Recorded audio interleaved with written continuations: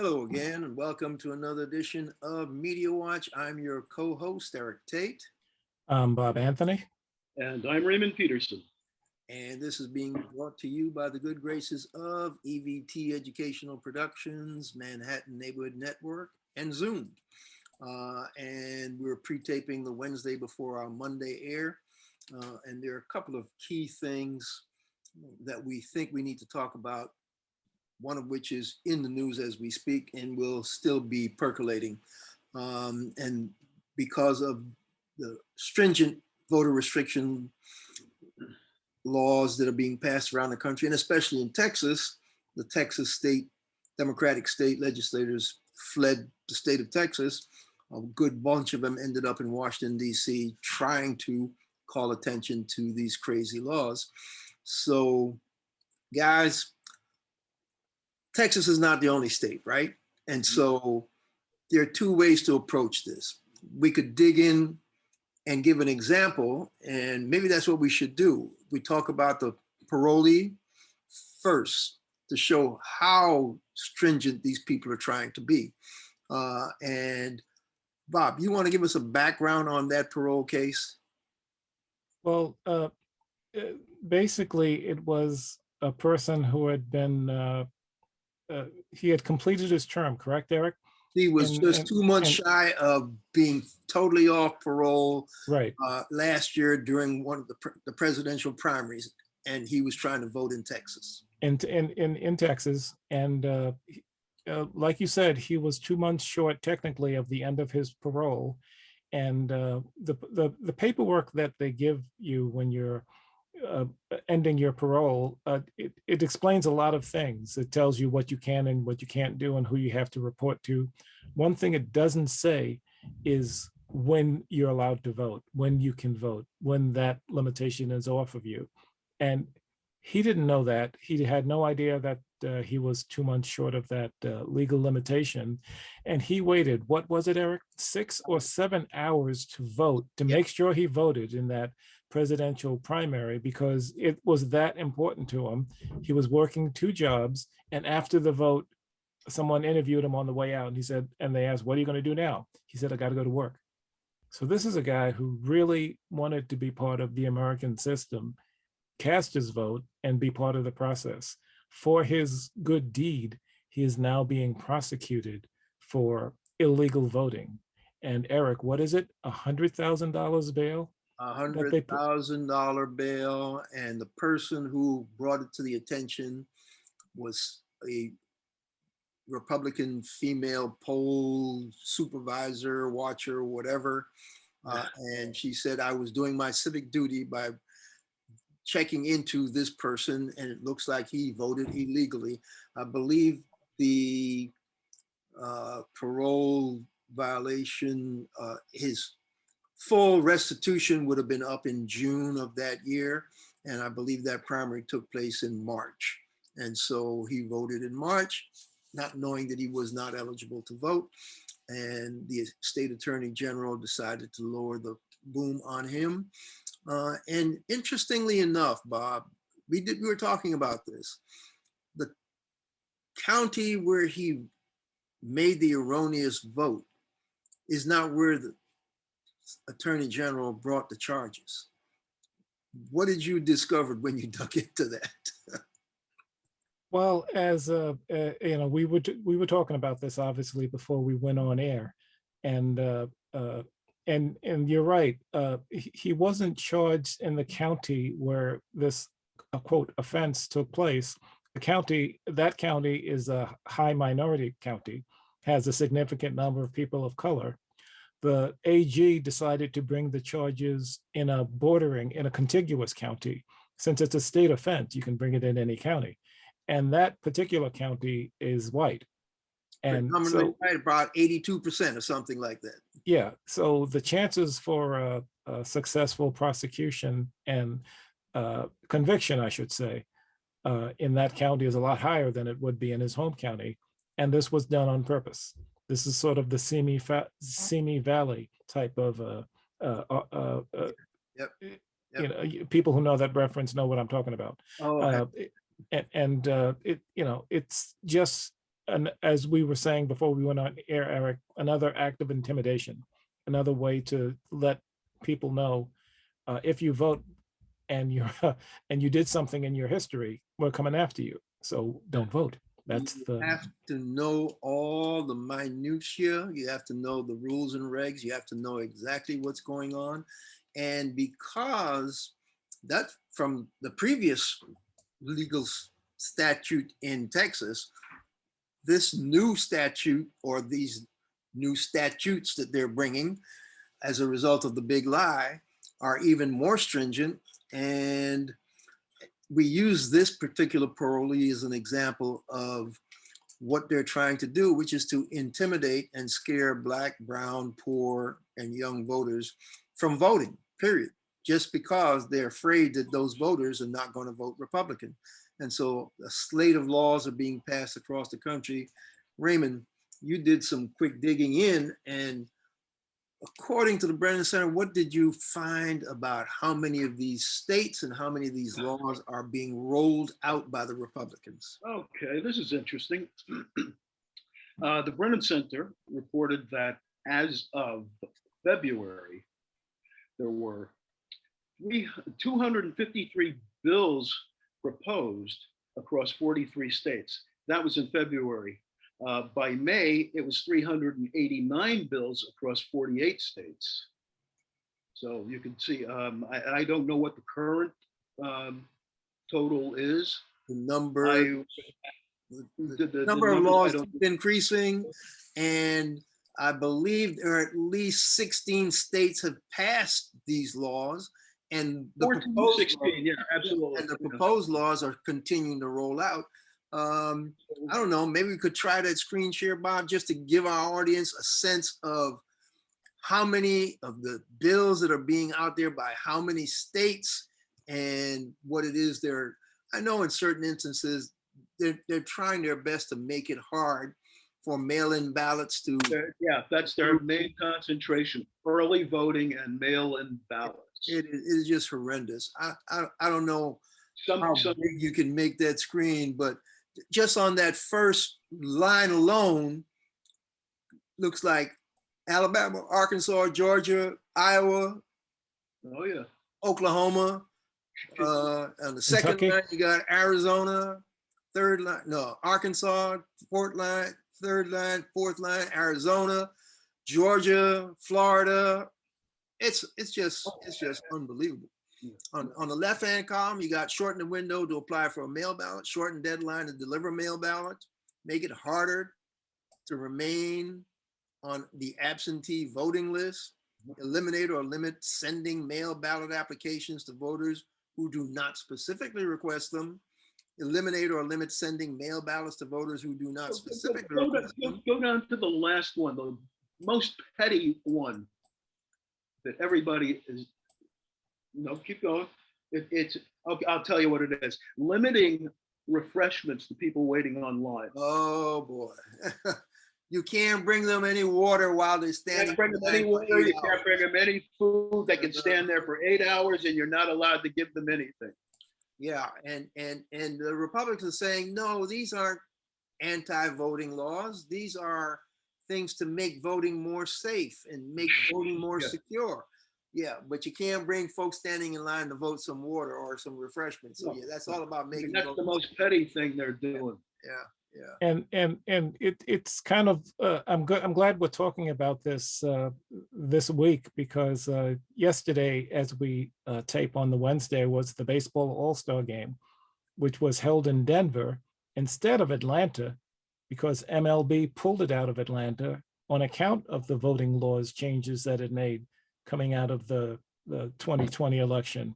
So it's timely that we talk about these things. And one of the top reasons for pulling the game out of Atlanta was for the Georgia law that says you can't bring snacks and water to voters in line, which is ridiculous. Yeah, because Georgia was right ahead of Texas with their restrictive, really stringent voting laws that they claim was to secure the ballot, even though the Georgia Secretary of State had come out more than once and said this was the most safe, secure and best run election that they've ever had. Republican, And correct? signed on to these new voter restriction laws. So Yeah. they're trying to talk out of both sides of their mouths. But the interesting thing about this is the Democrats are almost awake now.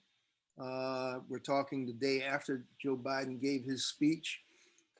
A lot of people were disappointed because they said that the President Biden, cried foul about what these laws were all about, but did not come out with a very strong statement about how he was going to make sure that the For the People Act and the John Lewis Voting Rights Act managed to make its way successfully through the halls of Congress. There was no such thing as, look, we're gonna have to pull out the stops to make this thing happen. It's like, oh yeah, we know it's under assault and this is happening and the Republicans are not playing right and fair and it is horrible for our democracy, but there was no, and you know what? We're gonna make sure this doesn't work. I didn't hear that from that speech. Talk to me, guys. I only heard snippets of it, but that's exactly the feel I got from it, and there were lengthy snippets at that. I didn't get the passion. If there was a moment for an impassioned speech with, really calling for action and calling out people like Senator, is it Manchin and Cinema. yeah, not asking them, telling them to wake the hell up, because we need the votes to get these things passed. And if we don't, the state legislatures and the whatnot will will destroy. And that's not hyperbole, destroy the voting system. Ray, what were you seeing on the reaction to Biden's speech? I gotta tell you the truth, guys. I'm not paying that much attention these days. I haven't seen any reaction to the Biden speech. Okay.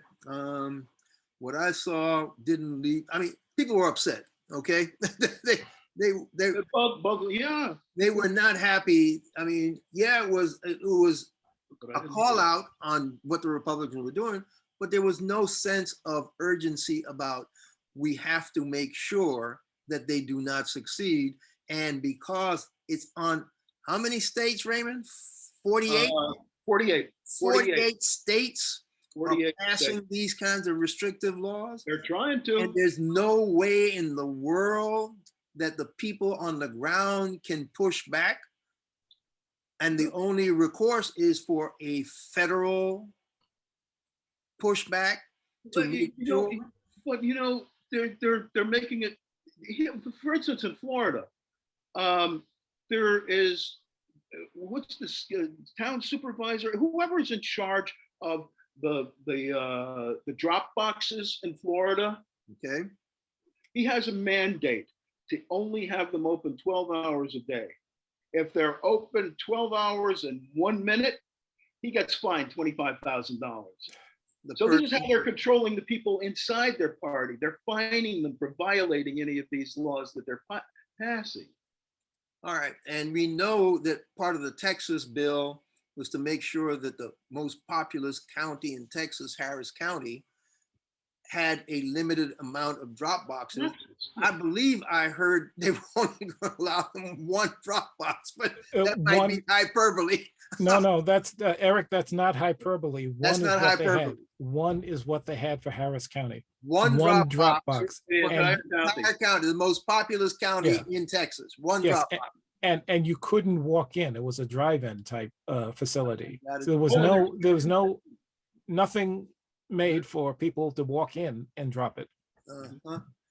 So if anybody that tells you this is not voter suppression with examples like that are whistling into the wind, is that one of the crazy phrases? I don't know what the goddamn. No, that's good. But Yes. That's a clean one, cleaner than I would have used. Yeah, I know.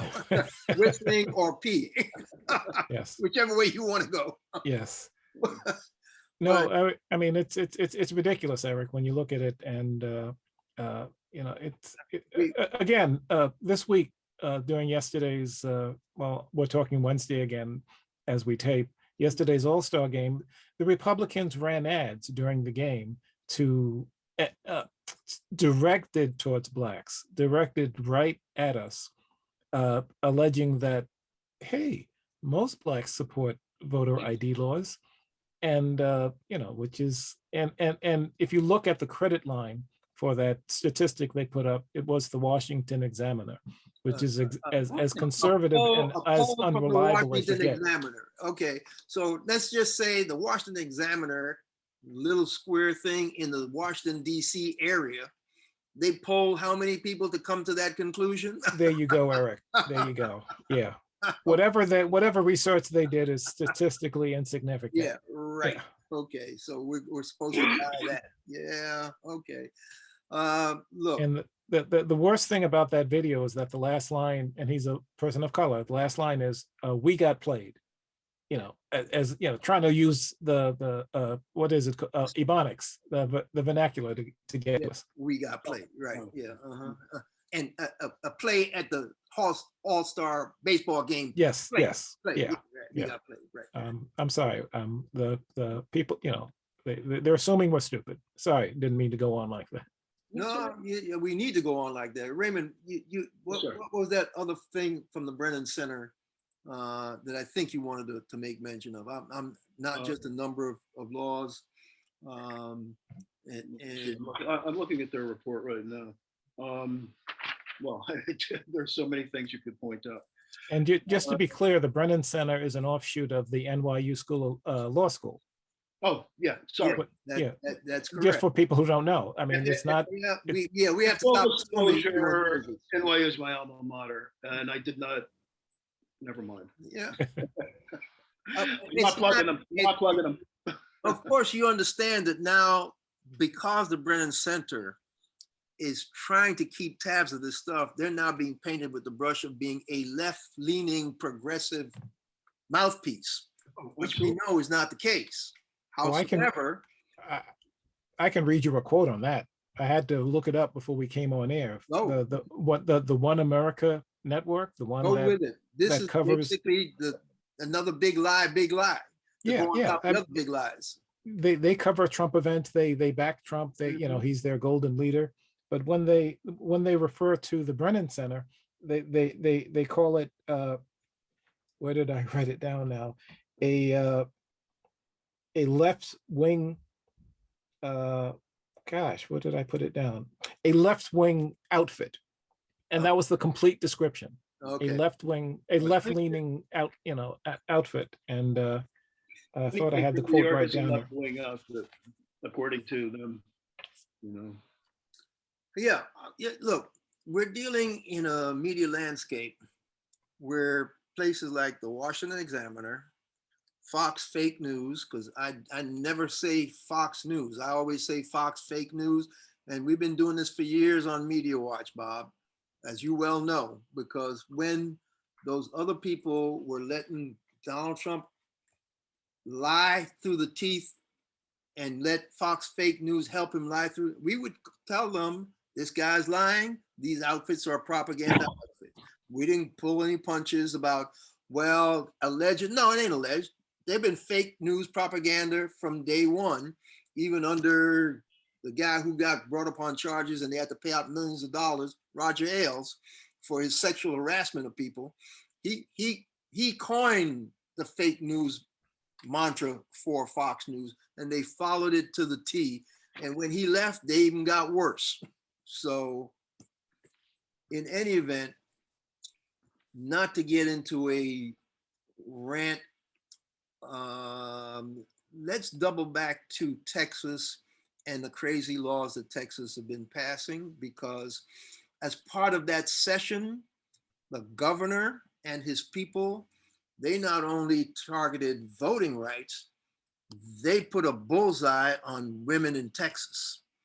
And when I say they put a bullseye on women in Texas, they passed a law that said anybody in the United States of America could become a deputized person who could bring charges against doctors, clinics, or any female who tried to have an abortion in the state of Texas, period.